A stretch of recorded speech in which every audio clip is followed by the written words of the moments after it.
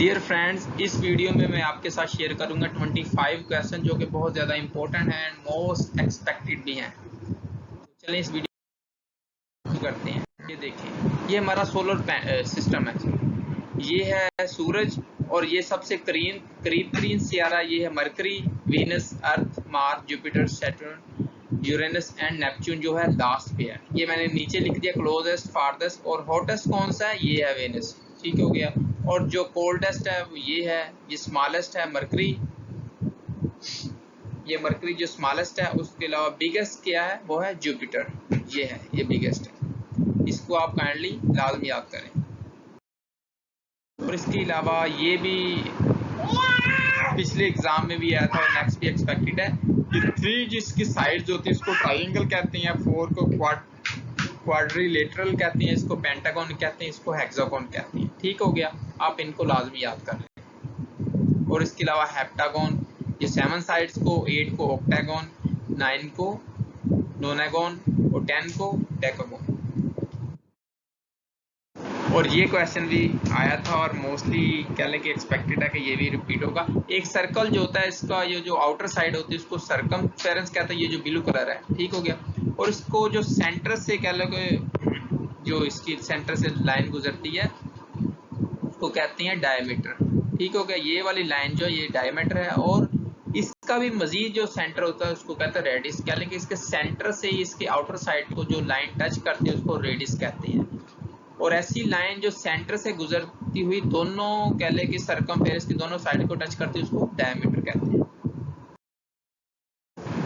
Vitamin A, अच्छा ये vitamin हैं और इनकी डेफिशिएंसी क्या होती है। ठीक हो गया। ए, बी, सी और डी ये मोस्टली इंपॉर्टेंट है। ठीक हो गया, ये मोस्टली रिपीटेड भी है। विटामिन ए क्या होता है, ये आई साइट के लिए होता है और इसकी कमी से, इसकी डेफिशिएंसी से क्या होता है, नज़र की कमजोरी होती है, नज़र आपकी कह लेंगे पुअर विजन हो जाती है। विटामिन बी 1 हो या बी, ये आपने इसकी परेशानी में विटामिन बी होता है। ठीक है ना, ये बर्बरी होती है, इससे क्या वीक मसल्स होते हैं। विटामिन सी से क्या होता है, स्कर्वी। ये देखना, बी से बर्बरी, सी से स्कर्वी, कितना आसान हो गया। और विटामिन डी से ये रिकेट्स हो गया। और स्कर्वी क्या होता है, ये ब्लीडिंग गम्स होती है। आप गूगल पर मजीद इसको सर्च कर सकते हो, उधर इमेजेस भी आगे आपको ज्यादा क्या लेंगे कंसेप्ट क्लियर हो जाए। विटामिन डी क्या होता है, सॉफ्ट एंड बेंट बोन्स, जो बच्चों में भी और खासकर बुढ़ापे में भी जाके ये शिकायत हो जाती है। और नीचे कैल्शियम, आयोडीन और आयरन की कमी से ये चीजें होती हैं। और ये होगी होली कुरान। कुरान पाक की 114 सूरतें हैं, इतने रुकू हैं 558 और 7 स्टेजेस हैं। सबसे बड़ी सूरत अल बकरा है, सबसे छोटी अल कौसर है। और इनकी जो मशहूर तफसीरें हैं, मैं आपको ये सारी तो नहीं कहते। कंजुल ईमान आपने याद करनी है, इमाम अहमद रजा खान साहब की है। और तफहीमुल कुरान ये मोस्ट इंपॉर्टेंट है, अबुल अला मदूदी की है तफहीमुल कुरान। और लास्ट वाली भी आप देखें, तर्जमाउल कुरान मौलाना अब्दुल कलाम आजाद। आप इन तीनों को, इनमें से 2-3 को याद कर लेना तो बाकी का आपको ऑटोमेटिकली कंसेप्ट क्लियर हो जाएगा कि भाई, क्योंकि ऑप्शंस में एक या 2 क्या लगे, मौलाना आजाद साहब की आता है या मदूदी साहब की आ जाती है। ठीक हो गया, तो बाकी का आपको खुद आइडिया हो जाएगा। उसके बाद नमाज कुसूफ क्या होती है, चांद ग्रहण के वक्त पढ़ी जाती है नमाज कुसूफ। नमाज खुसूफ को याद करने के लिए आप सिंपल वर्ड देख लें, ये देखना खा, खे और चे ये आपस में मिलते जुलती हैं। ठीक हो गया। इस चीज को बस आपने याद रखना है कि नमाज खुसूफ जो है वो चांद ग्रहण के लिए और नमाज खुसूफ बाकी जो सूरज ग्रहण के लिए। सूरज ग्रहण क्या होता है, जब चांद, जैसा कि आप जानते हैं, जमीन के गिर्द घूमता है। जब चांद जमीन के गिर्द घूमता हुआ इस डायरेक्शन में आ जाए कि सूरज की रोशनी या तो मुकम्मल तौर पर या पार्शली यानी कुछ हिस्सा जमीन तक ना पहुंच सके, उसको सूरज ग्रहण कहा जाता है। ठीक हो गया। क्योंकि सूरज हमें क्लियर नहीं नजर आता या बिल्कुल जब चांद उसके सामने आ जाए तो चांद जो है ना बहुत ज्यादा ब्राइट रेड कलर का हो जाता है, तो हम कहते हैं भाई सूरज ग्रहण लगा हुआ है। ठीक हो गया। अच्छा, और चांद ग्रहण क्या होता है, चांद ग्रहण ये होता है कि जब चांद जमीन के गिर्द घूमता हुआ इस डायरेक्शन में आ जाए कि सूरज की रोशनी उस तक डायरेक्टली ना पहुंच सके। डायरेक्टली क्या इनडायरेक्टली तो पहुंच ही ना सके, तो उसको कहा जाते हैं चांद ग्रहण। ठीक हो गया। बाकी जब हम देखते हैं चांद जब पहली तारीख का निकलता है वो बहुत बारीक होता है, फिर आहिस्ता आहिस्ता 15 तारीख को वो मुकम्मल हो जाता है, फिर छोटा। तो ये बेसिकली सूरज की जो रोशनी उस तक जितनी पहुंचती है उस वजह से होता है। सिर्फ ये चीजें आप दोनों याद रखें, नमाज कुसूफ और नमाज कुसूफ। नमाज इस्तिस्का किस लिए पढ़ी जाती है? बारिश के लिए। नमाज खौफ क्या होती है? हालत जंग या हालत जहाद में होती है, ठीक हो गया, जब आपको दुश्मन का खतरा। नमाज जुम्मा है फर्ज, नमाज जनाजा है फर्ज किफाया, नमाज ईदैन और नमाज वितर ये दोनों वाजिब है, ठीक हो गया। ज़कात कितनी होती है? 2.5% होती टोटल माल के ऊपर। कितना माल हो जो कि कम से कम 7.5 तोले सोना, इतना सोना हो जाए इसकी मालियत के बराबर आपके पास कोई क्या लगे कोई चीज हो, कोई प्रॉपर्टी हो और उसको कम से कम 1 साल का, बल्कि 1 साल का अरसा उसको आपके पास गुजर जाए उस चीज को, या उसकी कीमत 52.5 तोला चांदी हो या उसके बराबर या इससे ज्यादा हो। ये नहीं आपने कहना 7.5 तोला है या इससे कम ज्यादा हो गया तो नहीं होगा। 7.5 तोला एक कह लें कि निसाब है, ठीक हो गया। इससे ज्यादा अगर होगा तो 2.5% आपको उसको ज़कात देनी होगी। और इसी तरह एग्रीकल्चर लैंड का है। एग्रीकल्चर लैंड अगर आप क्या लेके बारिश के जरिए उसकी काश्त हो रही है, ठीक हो गया, नेचुरली, तो उस पर 10% होती है, उसको ज़कात नहीं कहते, उसको उशर कहते हैं। और अगर आप खुद उसके ऊपर इन्वेस्ट करके उसको काश्त कर रहे हैं, ठीक हो गया, आर्टिफिशियल मीन्स को यूज करते हुए, देन उसके ऊपर उशर होगा 5%, ठीक हो गया। उसके अलावा पहला गजवा हुआ था 1 हिजरी को, जंगे बदर हुई थी 2 हिजरी को, जंगे उहद गजवा उहद हुआ था 3 हिजरी को, गजवा खंदक और हिजाब इन दोनों को एक ही नाम है, ठीक होगी, उसको 5 हिजरी कहा जाता है। सुलह हुदैबिया हुई 6 हिजरी को, फतह मक्का हुआ 8 हिजरी को, जंगे तबूक हुई 9 हिजरी को, हज्जतुल विदा ये 10 हिजरी को हुआ, और वाक़े करबला जो इंसिडेंट है वो हुआ 61 हिजरी 61 हिजरी। अच्छा, अक्सर कहा जाता है कौन सा मसलक है आपका, कौन सा मजहब है? ये जो मसलक होता है ये स्कूल ऑफ थॉट को कहा जाता है। जो इमाम अबू हनीफा रहमतुल्लाह अलैह के मसलक को उनको फॉलो कर रहे हैं, उनके स्कूल ऑफ थॉट को उनको हनफी कहा जाता है। और अक्सर पूछा जाता है इमाम अबू हनीफा का रियल नेम क्या है? उनका नाम था नुमान बिन साबित। और इसी तरह इमाम शाफी का असल नाम है अबू अब्दुल्ला। इमाम अहमद बिन हम्बल का नाम यही है, और इसके अलावा इनके जो फॉलोअर उनको हम्बली कहा जाता है। और इमाम मालिक उनका असल नाम है मालिक बिन अंस, और इनकी मशहूर किताब जो इमाम मालिक है वो उसका नाम है मोता इमाम मालिक। और इसके अलावा मोस्ट इम्पोर्टेंट क्वेश्चन है, इमाम बुखारी का जो नाम है वो है मोहम्मद बिन इस्माइल। अच्छा, फाउंडर ऑफ फेसबुक के फाउंडर है मार्क ज़करबर्ग, इसका किसको नहीं पता, ठीक हो गया। और विकिपीडिया का जिमी वेल्स, गूगल के है लैरी पेज, बिंग के स्टीव बिंग, और याहू के जेरी यान। अच्छा, अगर आपको लग रहा है कि मैं वीडियो ज़्यादा तेज़ चला रहा हूं तो आप इस वीडियो को 2 से 3 मरतबा रिपीट कर सकते हैं ताकि आपको ये चीज़ें अच्छे तरीके से याद हो जाएं। फादर ऑफ कंप्यूटर क्या है? Charles Babbage. प्राइमरी मेमोरी और सेकेंडरी मेमोरी, अक्सर यहाँ पर लोगों को कंफ्यूजन होती है कि भाई प्राइमरी मेमोरी क्या है और सेकेंडरी मेमोरी क्या है। तो प्राइमरी मेमोरी बेसिकली वो है जो सिस्टम कंप्यूटर चल रहा होता है ना, तो उसके साथ फॉर एग्जांपल आप गेम खेल रहे हैं, आप कोई माइक्रोसॉफ्ट वर्ड के ऊपर कोई डाटा लिख रहे हैं, ठीक हो गया। मैं लैपटॉप की बात नहीं कर रहा, लैपटॉप में भी ऐसा होता है, लेकिन मैं आपको कंप्यूटर होता है ना, सीपीयू जो अलग से आपने रख के इसको यूज करते हैं, मैं उसकी आपको एग्जांपल दे रहा हूँ। डेस्कटॉप सिस्टम उसको कहा जाता है। तो जब लाइट चली जाती है, आपने देखा आप कोई चीज लिख रहे थे वो सेव नहीं हुई, वो क्यों नहीं होती? हालांकि होना चाहिए, वो इसलिए नहीं हुई, वो चीज रैम में बेसिकली स्टोर हो रही, जब तक आप उसको कंट्रोल एस यानी कि सेव नहीं करते तब तक वो सेकेंडरी मेमोरी में नहीं जाती चीज, ठीक हो गया, वो आपकी रैम में रहती है। अगर आप देखते हैं ना, अब कोई गेम खेलते हैं बहुत हैवी, तो वो उसकी रैम रोम वगैरह ये चीज़ें यूज़ होती हैं, हार्ड डिस्क नहीं यूज़ होती। हार्ड डिस्क में जस्ट फर्स्ट वो सेव हो जाती चीज़, बाकी जो सारी मेमोरी ये यूज़ होती है। उसको मेन मेमोरी भी कहा जाता है, इंटरनल मेमोरी, और साथ में वोलेटाइल मेमोरी भी कहा जाता है। वोलेटाइल मीन्स जो कि आरजी हो, ठीक हो गया।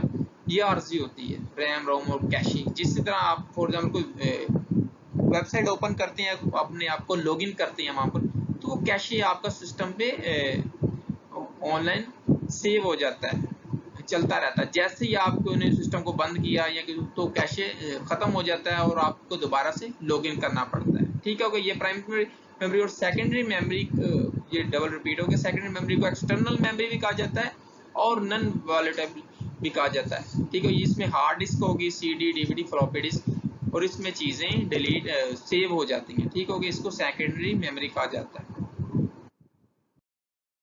कंप्यूटर का जो सबसे छोटा यूनिट है, उसके मेमोरी यूनिट है, उसको बिट कहा जाता है। 1 बिट, और 1 बिट में 4 निबल्स होते हैं।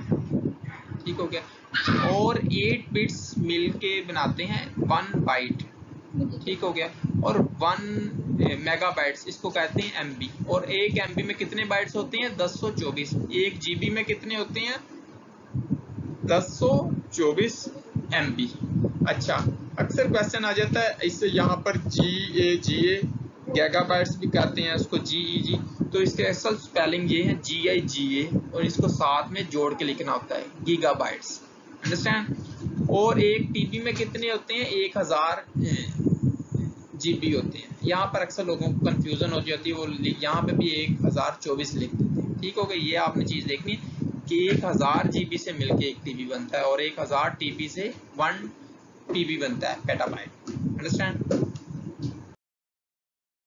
अच्छा, साइंटिफिक सोसाइटी की बुनियाद हुई 1864 में गाजीपुर में। मोहम्मद एंग्लो ओरिएंटेड स्कूल की बुनियाद 1875। तो काइंडली आपसे माजरत करता हूँ, ये जो है ना, इसको आप काइंडली वेरीफाई कर लें इंटरनेट से। मुझे थोड़ा सा इसमें, क्योंकि अब वीडियो रिकॉर्ड हो रही है, मैं इसको रोक के इसको दोबारा से करूँगा तो काफ़ी ज़्यादा मेरी वीडियो रिकॉर्ड जो टाइम वेस्ट हो जाएगा। तो काइंडली आप इसको करेक्ट कर लें। आई थिंक ये करेक्ट ही होगा कि MAO स्कूल की बुनियाद अलीगढ़ में तो हुई थी, लेकिन ये डेट आप चेक कर लें 1875 ये शायद। और इसके अलावा बाद में इसको कॉलेज का दर्जा भी दिया गया, और इसके अलावा 1920 में सर सैयद की वफात के बाद इसको यूनिवर्सिटी का दर्जा दे दिया गया। उर्दू हिंदी तनाज़ा 1867 में हुआ। शिमला डेपुटेशन 1906 में ये सर आगा खान की क़यादत में गया था। 35 मुसलमान कह लेंगे इसमें शरीक थे। ऑल इंडिया मुस्लिम लीग की बुनियाद पड़ी 30 दिसंबर 1906 को ढाका में, बांग्लादेश, जो कि अब मौजूदा बांग्लादेश है, उस वक्त बंगाल था। लखनऊ पैक्ट हुआ दिसंबर 1916। Simon commission 1928। नेहरू रिपोर्ट 28 अगस्त 1928। अच्छा, कायदे-ए-आज़म के जो 14 निकात थी 1929 में हुए थे। और कायदे-ए-आज़म सॉरी अल्लामा इकबाल ने जो ऑल इंडिया सेशन जो था, ऑल इंडिया मुस्लिम लीग का सेशन जो था एनुअल, उसमें जो अपनी स्पीच दी थी वो थी 29 दिसंबर 1930। राउंड टेबल कॉन्फ्रेंस, जो ये 3 राउंड टेबल कॉन्फ्रेंस हुई थी, पहली 1930 में, दूसरी 31 और तीसरी 32 में। डे ऑफ डिलीवरेंस, जब कांग्रेस मिनिस्ट्री ने रिजाइन किया था 22 सितंबर को, तो कायदे-ए-आज़म ने 22 अक्टूबर को डे ऑफ डिलीवरेंस कहा था हमने सेलिब्रेट करना है। लाहौर रेजोल्यूशन हुई 23 मार्च 1940 को। Cripps mission 1942। शिमला कॉन्फ्रेंस 14 जून 1945। तो आपने कंफ्यूज नहीं होना शिमला कॉन्फ्रेंस पे, शिमला एग्रीमेंट पे और शिमला डेपुटेशन पे। शिमला डेपुटेशन था जब मुसलमान कह लें कि लॉर्ड मिंटू से मिलने गए थे मुसलमान, कह लें कि वफद, उसको शिमला डेपुटेशन कहा जाता है, ये वफद था। और कॉन्फ्रेंस हुई थी, इसको कॉन्फ्रेंस कहा जाता है। एक है शिमला एग्रीमेंट, ये वो अलग चीज़ है, वो 1972 में हुआ था, जो जनाब भुट्टो साहब ने किया था इंडिया के साथ, इंदिरा गांधी के साथ। अच्छा, cabinet mission 1946। Direct action day क्या है? 16 अगस्त 1946। ठीक हो गया। पाकिस्तान के पहले गवर्नर जनरल जनाब मोहम्मद अली जिन्ना साहब हैं। First prime minister Liaquat Ali Khan साहब हैं। फर्स्ट प्रेसिडेंट सिकंदर मिर्जा साहब हैं। और first chief justice sir Abdul Rashid हैं। आई थिंक ये सर अब्दुल रशीद साहब वही हैं जिन्होंने कायदे-ए-आज़म से गवर्नर जनरल का ओथ लिया था। ठीक है।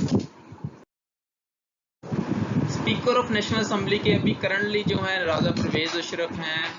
सेनेट के चेयरमैन हैं सादिक संजीरानी, स्टेट बैंक के जो गवर्नर हैं mister Jamil Ahmed, chief minister Punjab Chaudhry Parvez Elahi, Sindh के सैयद मुराद अली शाह, KPK के मिस्टर महमूद खान और बलूचिस्तान के मीर अब्दुल कुदूस बिजंजो। तो मैं आपको बताता चलूँ, ये अभी जब मैं वीडियो रिकॉर्ड कर रहा हूँ ये अभी के करंट हैं, ठीक हो गया। और हमारे जो फाइनेंस मिनिस्टर वो आपको पता है इसहाक डार साहब वापस आ चुके हैं, वो हैं। और इसी तरह आप देखते हैं जो जो बंदा चेंज होता रहे ना, आपने उनको याद करना। ये जो मैंने इम्पोर्टेंट है ये लिख दी है, ठीक हो गया। इंडस वाटर ट्रीटी जो पाकिस्तान और इंडिया का जो पानी के ऊपर जो तनाज़ा था उसका सोल्यूशन था इंडस वाटर ट्रीटी 1960। ये वर्ल्ड बैंक की मदद से दोनों मुल्कों के दरमियान में तय पाया था। पाकिस्तान के पास ये वाले आगे थे दरिया और इंडिया के पास ये, आप इसको इजीली याद कर लें, JCI Jhelum Chenab Indus, JCI या कोई भी आप कॉम्बिनेशन बना लें, इससे आसान हो जाए। पाकिस्तान के याद हो जाएंगे तो इंडिया के ऑटोमेटिकली जो बकाया है वो उसके।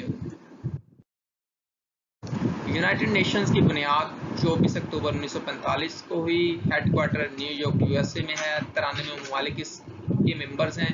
एंटोनियो गुटेरेस अभी इसके करंटली सेक्रेटरी जनरल है, ठीक हो गया। आप देख लें कि अगर चेंज हो तो चेंज कर लें। पाकिस्तान ने कब ज्वाइन किया ये भी इम्पोर्टेंट है, 30 सितंबर 1947। और नेटो क्या है, North Atlantic Treaty Organization. Founded ये कब बुनियाद पड़ी, 4 यानी कि 4 अप्रैल 1949 को। ब्रसल्स बेल्जियम में हेडक्वार्टर है। 30 कंट्रीज इसके मेंबर्स हैं और जेंस स्टोल्टनबर्ग जिसके करंट सेक्रेटरी जनरल है। अच्छा, OIC इसका पहला नाम क्या था, ऑर्गेनाइजेशन ऑफ इस्लामिक कॉन्फ्रेंस था इसका नाम, ठीक हो गया। और जो बाद में इसका नाम ऑर्गेनाइजेशन ऑफ इस्लामिक कोऑपरेशन रख दिया गया। फाउंडेड 25 सितंबर 1969। हेडक्वार्टर जद्दा सऊदी अरब में है। मेंबर इसके 57 इस्लामी ममालिक हैं और हुसैन इब्राहिम ताहा इसके करंट सेक्रेटरी जनरल है। SAARC South Asian Association for Regional Cooperation, founded ये 12 दिसंबर 1985 में हुई। काठमांडू नेपाल में इसका हेडक्वार्टर है। एसाला रुआन वीराकून इसके करंट सेक्रेटरी जनरल। 8 कंट्रीज इसके मेंबर्स हैं, पाकिस्तान, बांग्लादेश, अफगानिस्तान, इंडिया, भूटान, श्रीलंका, नेपाल एंड मालदीव्स। आप इनको भी याद करें। अच्छा, कलमा क्या होता है, वो कलमा जो किसी शख्स, जगह या चीज के लिए इस्तेमाल, जैसे पाकिस्तान, कराची, असलम, फैसल या कुर्सी वगैरह को भी कह सकते हैं। फेल क्या होता है, वो कलमा जिसमें किसी काम का करना होना या सहना जमाने के हिसाब से पाया जाए, जैसे सोता है, खाता है, रोता है, जाता है, आता है, खाएगा, पिएगा, ठीक हो गया। हरफ वो कलमा जो ना तो इसम और ना ही फेल लेकिन इसम और फेल को आपस में मिलाकर मतलब पूरा करे, इसको कहते हैं का के की, ठीक हो गया। तो इसके अलावा उर्दू के 1-2 और इम्पोर्टेंट है, जैसे मस्दर, मश्तक, ठीक हो गया। और 1-2 और हैं, ये इम्पोर्टेंट है। तो क्योंकि वीडियो को बहुत ज़्यादा लेंथी हो जाने इसलिए मैंने इसको शॉर्ट करने की कोशिश की है, काफ़ी ज़्यादा, फिर भी काफ़ी ज़्यादा लेंथी हो गई वीडियो। तो चलें आज के लिए इतना ही। इस वीडियो को अगर आपको ज़्यादा फ़ायदा लेना है तो इसको कम अज़ कम 2 या 3 मरतबा इस वीडियो को रिपीट कर लें ताकि आपको ये चीज़ें अच्छे तरीके से ज़हन नशीन हो जाए। आज के लिए इतना ही, फिर इंशाल्लाह मिलेंगे। अल्लाह हाफिज़।